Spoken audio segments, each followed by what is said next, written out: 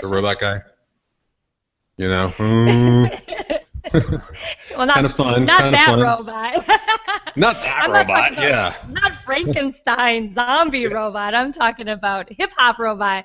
Oh, cool But robot. anyway, we're live. Hey, We're about it. live, and we're talking about all of our favorite robot dancing. And Craig and I are going to start our own dance crew Yeah, after this chapter of our lives. So watch out, social media. watch out, man. We're gonna light the world on fire. Anyway, out of all seriousness, welcome back to another episode of the Shut Up Show, guys.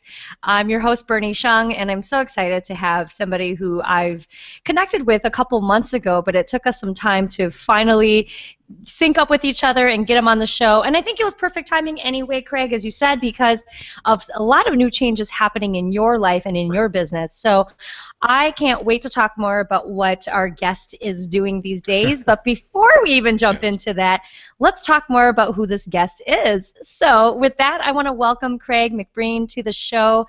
Welcome, Craig, and let's talk a little bit more about you and what brought you to the awesome sauce work that you do today. Well, thank you so much.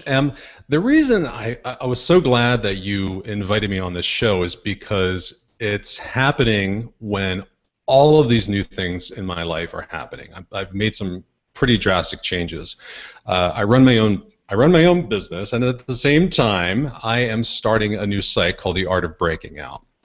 And with that, there's a lot of change in my life. There's my wife and my youngest son. We all moved from a 3,500 square foot home to about a 1,000 square foot apartment by choice. And that was like step one in this journey we're taking. So that's just a little bit of what the art of breaking out is going to be about. My journey, and if I can help others on theirs.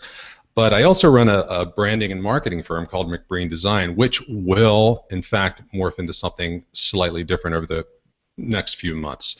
And I'm doing both of that, both of those projects simultaneously, and we'll be launching quite a few things this fall. Awesome. I'm so excited. I love the name, The Art of Breaking Out. I mean, I think other ways I would describe that is like taking that leap of faith or reinventing yourself. I mean, I know there's a lot more than that, but I Yeah. just love the sound of it because it's kind of like, aren't we all, Craig, like in this prison of life or of work or whatever it is in your life where you feel like you're stuck or you feel paralyzed or you Mhm. feel like this is not the life that you wanted to live, and where do I even go from here? And my guess is this new show, this new podcast is going to probably touch on all various parts of whether it's a life, relationship, career, or business. I think we all have this definite need to feel like, okay, now I finally need to go and do that thing I've been wanting to do. Now, where Yes. do I even start? Is that kind of the genesis That of the is show? the genesis of it is, well, a little bit of my story is, I have a pretty boring story to be perfectly honest with you, but for most of my life, I've been an introvert, and I didn't really even begin to start changing until my 40s. So that just shows you how old I am. But what this is this new site is for people that they kind of have this burning desire inside. They want to change. It could be a middle-aged woman that has been tethered to the house all her life, or it could be a guy that's stuck in a boring job, but there's something inside that he has that or she has. They want to get out to the world. It's a product. Maybe it's just a lifestyle change, or they want to completely shift careers. I've kind of done that. Even though I've owned my own business for 20 years, I'm making some tremendous changes now in my life. And I want to help people make those changes on their own. And I also want to, it's more like it's not just going to be a community. I mean, this is one of the reasons I'm kind of scared, to be perfectly honest with you, because while I'm running my business, I'm creating this new entity, which is not just going to be a community, because I actually want to help people. I want to help people see their vision, create something special, and actually change. And that's like, it could be something as simple as a fitness routine, or it could be, okay, I'm going to figure out a plan, a sensible plan to actually slowly get out of my job and create something new and special. And it's combining like motivation and online branding and everything that I've learned over the past 20 plus years running my own business.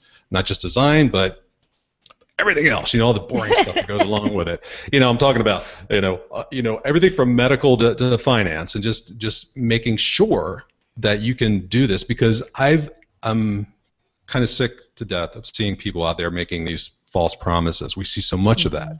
Right. It's insanity, because you can't do any of this without blood and guts, a ton of time, determination, extreme focus, and it's so easy to be tripped up.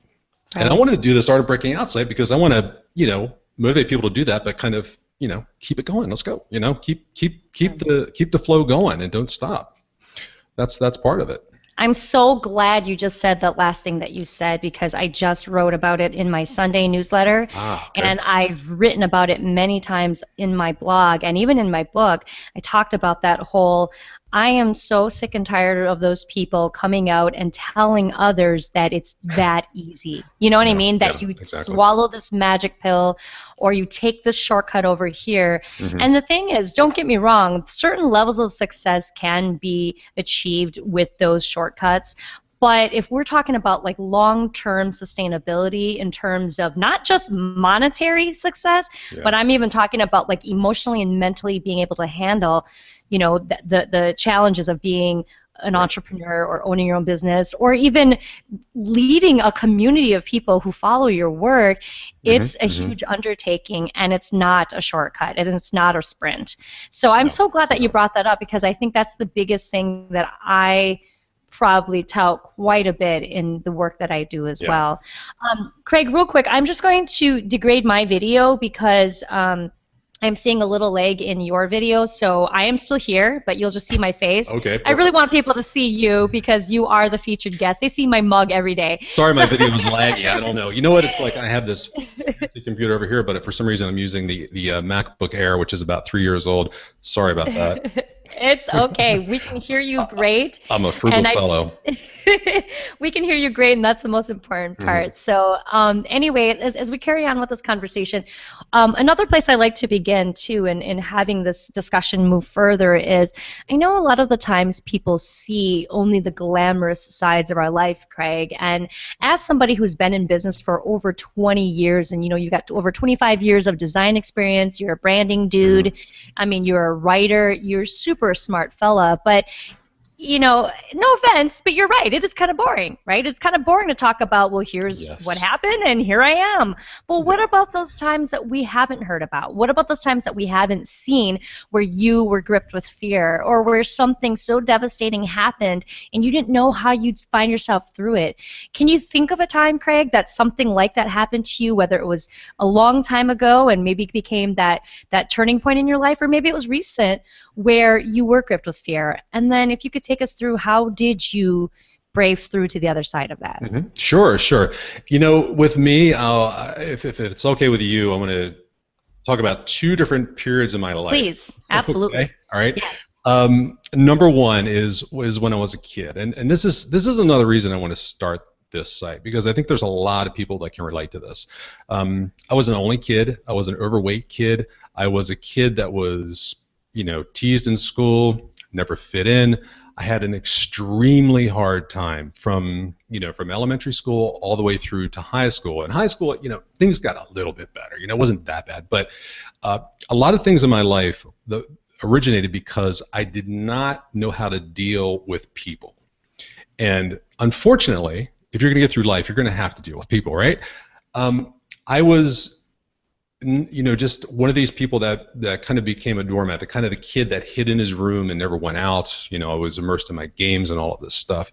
And I think when I first started writing, when I first started blogging a couple of years ago, that is where I got my energy. That's where, I started writing, and it just kind of came forth, all this stuff way back in my past. So that's one component of it, and that's going to be a huge part of the site. The other part is more recently, the changes that we've undergone as a family. I mean, I don't want to get into this, but we had somebody in my family was in serious trouble, and we had a pretty serious bumpy road over the past few years, and it was agonizing. A lot of sleepless nights, a lot of bouts of just complete depression and all of that. That combined with the kind of bumpy economy that we all went through. But that drove my wife and I to decide to make these changes, and that was the birth of this new concept that I had, the art of breaking out concept, where, okay, we're going to be like these, middle-aged traveling vagabonds. Why is this fun reserved for the 20-somethings, right? Right. I want to get out there and I want to have some fun. And it's funny because it's terrifying. Like I wrote, it's funny because I remember it was maybe I don't know how many months ago. I'm an avid reader of James Altucher, and I made a comment on his blog, and he was talking about homes and what a ball and chain home ownership is. And I went on there and basically said, yeah, we sold ours, and we're now living in an apartment. It was like a euphoric sensation, followed by this feeling that I wanted to puke. I wanted to vomit because I was so upset, and that's part of change. I mean, that's what you have to accept. If you're going to do something, it's never going to be easy. You think it's going to be easy, then you get in the middle of it, and then you're like, oh shit, what did I do? What did I do? But then you come back. I came back and said, okay, I did this because there's 1,001 other things that I want to do with my life, and I want to change. And if I'm rambling on too much, let me know. No, please continue. This is good. The other thing, if you could see me, my face went forward, and I've got my hand on my chin. So please. You're like, oh yeah, this stuff I can relate. Yeah, do this. It's funny. This is a side, but I finally started watching The Sopranos.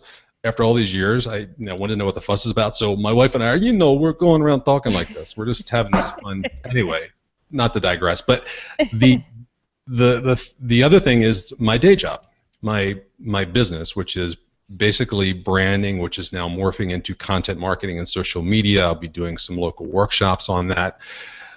I'm not stepping back from that business. I'm actually ramping it up. I'm aggressively pursuing new clients. I'm starting these small workshops locally. I'll be giving a few talks here in the fall. So it's I'm doing these two projects simultaneously, and they're supporting each other. And another thing I want to write about is not only getting past fear, but actually being more productive. And strangely enough, the more I do, the more free time I have, because the more I do, this sounds crazy, but the more I do, the more focused and dialed in I am, because a year or two ago, I was all over the place. Now I'm just completely focused, and I'm doing a lot, but I'm getting it done, and I'm actually finding free time. And I like to call it finding white space in your life. That was one of the reasons. Oh, I love that. I'm writing a post on that, by the way. It's I love it, because I mean, even if you're not a designer, because obviously that's a designer's phrase. Yeah, indeed it is. Right, but because I know enough about that, I totally get it, because I immediately go to the thought of simplify your life, be minimal, less is more. Less is more. Less is more, and it's not only it's not only your material possessions. It's not only your house and everything attached to it. Having to buy a new car, whatever. It's also all of the mental noise and the things you kind of almost get into a habit of just dealing with. The boring routine daily tasks. I mean, this is hit on ad nauseum, but it's true. I mean, you can easily spend half your day immersed in email or social media. If you don't have some kind of strategy or some kind of focus or a game plan, if you don't, you're just going to be spinning your wheels like that furry little rodent, and you're just going to be miserable. I was, and I want to help people get past all that. Right. So that's a lot, right? I mean, I love it, and I want to go back for a second. I want to go back to something you were saying about reading James Altucher's blog post and then leaving a comment and then freaking out about selling your home and moving into an apartment, because I think a lot of people who are listening to this are going to go, oh my God, what happened? Or what was he going through? Or what was he thinking? And why did he do that? So if we could digress there for a second and have you take us through that. Number one, what was the fear that you were gripped with? Like, if the fear could talk, what was it saying to you about, like, I can't believe you sold your house and you moved into an apartment? And I think the second part, you can kind of finish it up with, why did you make the decision to shift from home ownership to renting, and then how has things evolved since that moment in time? Okay, yeah. The why or the reason that I was so scared with this is because, I mean, by nature, I'm a pretty cautious person, and I've always been very pragmatic, and I've done things slow, incrementally, cautiously, almost too cautiously. It's like a fault. Um, so this was one of the first times in my life where it was not completely impulsive, but there was a little element of that, because my wife and I were basically talking one day on the phone, and I mentioned it, and then she said, "This is a great idea," and then we talked about it, and then we agreed, "This is a really, really good idea. Are we crazy? Do we really want to do this?" And one fear was, my oldest son. He's left home. He's on his own now. We have a 14-year-old at home. He's going to be entering high school this year. So that was a huge fear. We're like, "Oh, are we gonna screw up his life? Are we gonna change things too much?" But no, because we're in the same neighborhood. He still has the same friends, and it was a bit of a readjustment for him, but he actually enjoys it now. I think he likes it better than the way we were before, because the house was just one little element in our stressful life, the situation that we were in. And then the other thing I wanted to mention is we went to a few soccer games, and we started telling people this, and the other parents, a few of them kind of got it. The other ones were more like, "Oh, really?" They think something is wrong. We're getting divorced. I'm going out of business. Something is seriously wrong. And like, no, no, no, no. Nothing is seriously wrong. We made a choice. We want to do this. So I'll be honest, I kind of let a little bit of that get to me after a while. Like, well, maybe they are right. Maybe Right. I'm crazy. Maybe I'm making the biggest mistake of my life.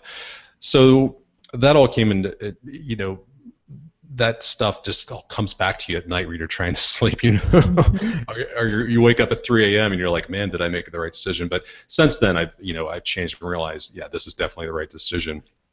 And the shift was because my wife and I haven't done a whole lot, and we haven't done much traveling. We haven't gone out, and it's something that we seriously want to do, but we don't want to play the game where we're trying to build up savings and take a 2-week vacation, or trying to retire, and then by the time we retire, we can go out and we can travel. No, we want to, I want a location independent life to, where I can actually pick up and go somewhere and build a business while we're getting around. And like I said, the 20-somethings can't only be for them. People like us can get out and we can experience this fun and we can have it. So that was the main reason for the shift. The biggest reason of all, freer lifestyle and travel. I've always wanted to travel, and I've never ever done it. I haven't done enough of it. So that's I a love huge it. component. I love it. It almost sounds like the fear of regret outweighed the fear of this possible failure, right? You're absolutely right, because it's like that. I can't remember that post. What is that very, very famous post? They turned it into a book. It was The 5 Regrets of the Dying. Oh, yes, I know what you're Yeah, talking and about. I Yes. can't remember exactly what the Yes. 5 regrets are, but yeah, these people like, "Why didn't I do this? Why didn't I do that?" Yeah. And I'm sure there's probably somebody in your audience that has this committed to memory. Oh, They're for sure. screaming, going, Believe me. I know. I know I've But, shared yeah, it too before, yeah. yeah. But that's one of it too. Yeah, I wouldn't want to be, later in life thinking, "Why didn't I do this? Because I was afraid?" I mean, that's not a very good reason. Well, and when we think about it too, at the end of the day, what are we afraid of, right? If we really were to answer that by writing it down on a sheet of paper, here's what I'm afraid of, it would be, I'm afraid of for me, the other soccer moms thinking that I'm not good enough, right? Right. Right? Yeah, exactly. Or Perfect. Yeah. if I was still in a corporate job, it would be that my bosses are going to laugh at me because I have no idea how to start a business, so they're going to laugh at me behind my back. That could be the other fear, and as you start to list all these different fears and you really handle the fears, then you realize that some of them are really ridiculous, where it's like, okay, let's say that happens, then what? Like, yeah, what are the repercussions of the soccer mom laughing at you, right? And so like as I start to think about that, and I realize, holy crap, handling this fear is a lot easier than we make it out to seem.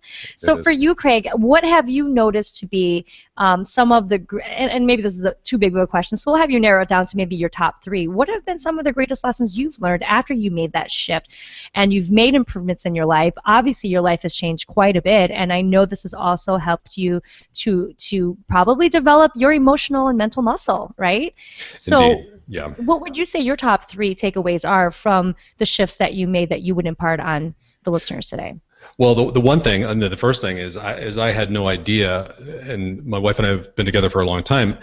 I didn't know how strongly she felt about this because she's a relatively cautious person too. Okay. And when I first mentioned it, I thought there'd be a little pushback, but biggest surprise was there wasn't any pushback at all. It was almost like, she took the bull by the horns and said, let's do it. Let's just do it and get going. The other thing is, I didn't, like I mentioned before with productivity and changing, I was always afraid of putting too much on my plate.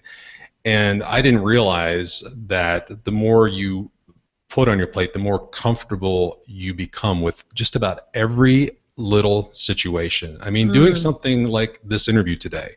Years ago, I wouldn't have done it. I would have chickened out. I would have said no. I may have agreed to it, and then probably would have called you chicken-heartedly and said, Bernie, I'm too busy. I don't want to do this. And that's the way I was, because you can always find an excuse. You can always find an excuse, and usually the excuse, the origin is fear. You're afraid. You're terrified what people are going to think of you.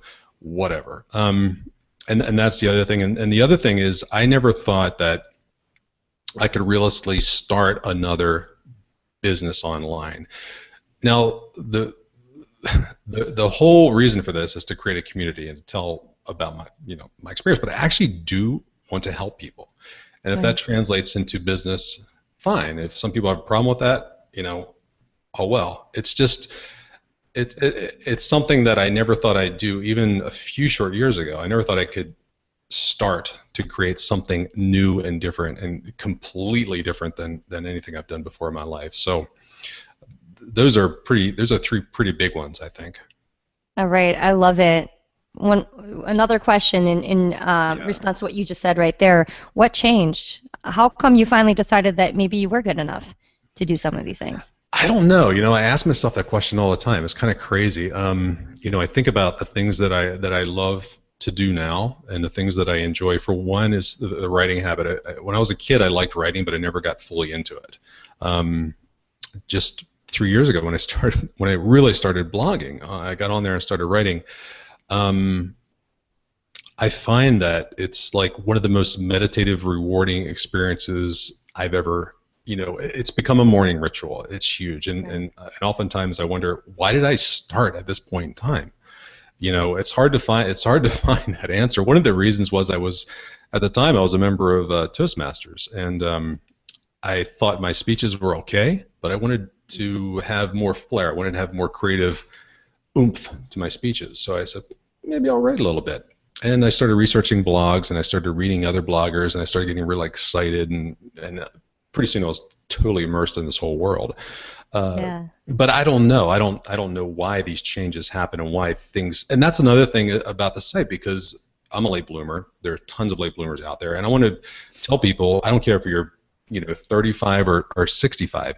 If you want to change, there's no better time than now. Just put set the wheels in motion. Start break out. Just break out. Yeah, break out, baby. Break out, man. Yeah, that's huge. Because it's painful thinking about it. Because I'm thinking about all these past me's out there. Yeah. The guy with the cloud over his head, going, woe is me. And then just complaining about your day and never doing anything about it. Yeah.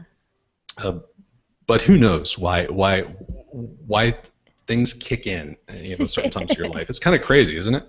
It's true. I was just talking about this in my mastermind group this past week, or I forgot, maybe it wasn't there, but I was just talking about this, and I said that I come from a family where we had the tendency to have everything had to be perfectly planned and scheduled the way we want it to go. And if we had to veer from it because something came up, I mean, it was devastating. It was hard to, you know, be a little bit more impromptu, which is different for me now because I'm not that way anymore. But recently with my book launch, it was supposed to come out at the end of May, and you know, lots of different reasons why it didn't come out right away. And towards the end, I was at the fork in the road. I had to make a decision, and it's, do I go to this major annual Misfit conference held by like my modern day heroes, AJ and Melissa Leon, or do I just go ahead and just ship the book because it was the same exact week? Anyway, long story short, I had a talk with a friend in the Misfit community, and he said, if there's one conference you do not miss, you do not miss Misfit Conference with AJ and Melissa. And I'm like, I have no idea what the hell's going to happen. I already feel like I'm failing because this book's not going to get launched, but you know what? Screw it. I'm going to go and we'll see what happens. And what ended up happening, Craig, was amazing because I was there for 2.5 days, and I didn't know that last minute AJ was going to ask me to get up on stage and talk for a little bit. So I ended up having one of the most amazing experiences ever, but then following that, I finally had the final chapter to end the book. You know, so it's like, sure, the book was the book was 2 months late, but I don't think it would have been fine, but I don't think it would have been fantastic and as remarkable as it was, because it was supposed to be delayed on purpose, is what I've come to believe. So I feel like that's what you're kind of saying too, is sometimes delays happen in our lives, but maybe sometimes those delays are meant to happen so that we're more ready for it, or when it's ready for us, whatever that it is, then we'll be ready to receive it and take it where it needs to go. Yeah, I think you're so right. It's like every day there's all of these opportunities coming at you. Sometimes you don't realize it. Sometimes you're not open to it. You're in your own fog. You're just thinking about something else. But like what you did, and it's kind of cool. Talk about an impromptu speech. I can imagine.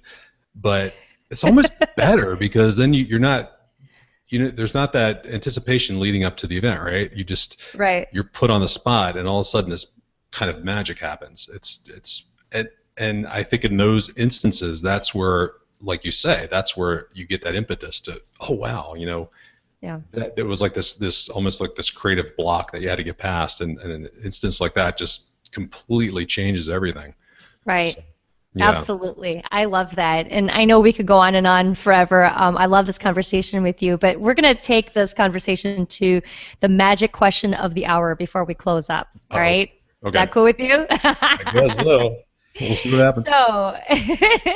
So the magic question, the one thing that everybody wants to know, okay, maybe I'm just exaggerating, but still, it's the question that I want to know about the people that I bring on is, what are you afraid of right now? What am I afraid of? I am afraid of everything that I just talked to you. The three things that I'm afraid of. I mean, we talked about the move. We talked about this change, and I'd be completely lying if I said I wasn't afraid. I wasn't scared every single moment of what we're, because we could have had a comfortable little relaxing life, but we're making huge changes. And the move, the business, the fact that we're not spending money on certain things that we used to spend money on. So developing two entities simultaneously, and it's a ton of work, and there's a lot of frayed nerves sometimes, but it's kind of a good energy. It's not the sick feeling in the stomach. It's more like I'm slightly terrified, but it's almost a good thing that I'm terrified. So it's really the move, it's the changes, and it's the art of breaking out, baby. That whole thing that I'm doing, interviewing and I'm starting these local workshops that are more about social media, and they're more directed towards smaller businesses too. So there's a lot on my plate. I'm kind of scared, but at the same time, I wake up every day with renewed energy, and I'm ready to rock, So that's what I'm afraid of, but my fear is energizing me. I hope that's a good answer. I don't know. Love it. I think I was rambling. Well, a lot of people say that fear actually does fuel them. And another thing that I always love repeating this quote, but if you know Greg Hartle of $10 on a Laptop. Oh, yeah. Yeah, okay, see, you know who he is. Yeah, I know who he is, yeah. You want to talk about a dude who used fear to fuel him, holy crap. But in our interview he did with us last year, he said constraints make you creative.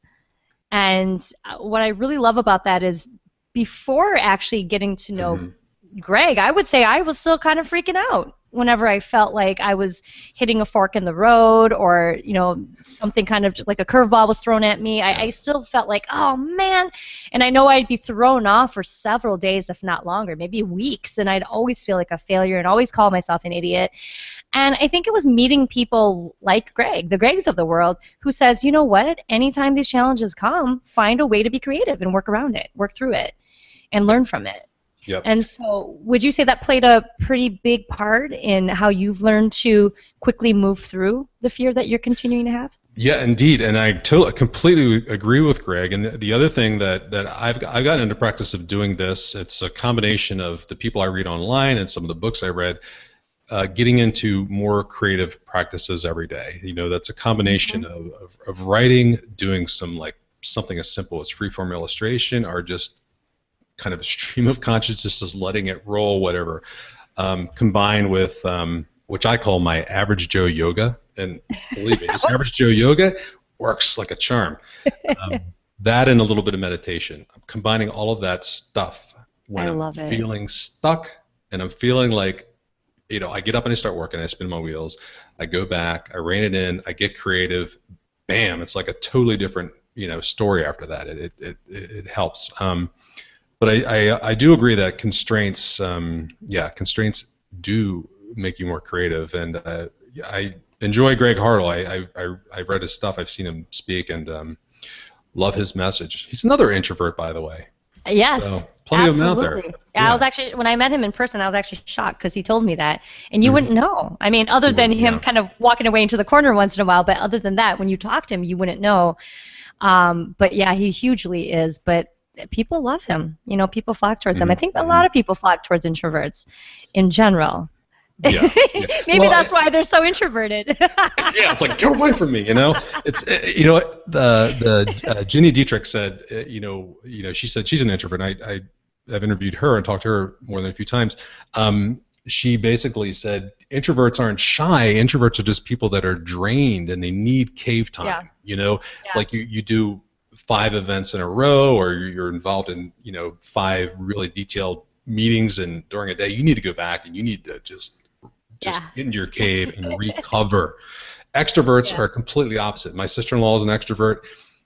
She's the opposite. She's drained when people aren't around. Yeah. She loses her energy if there's no people around. So people like that are interesting. Yeah.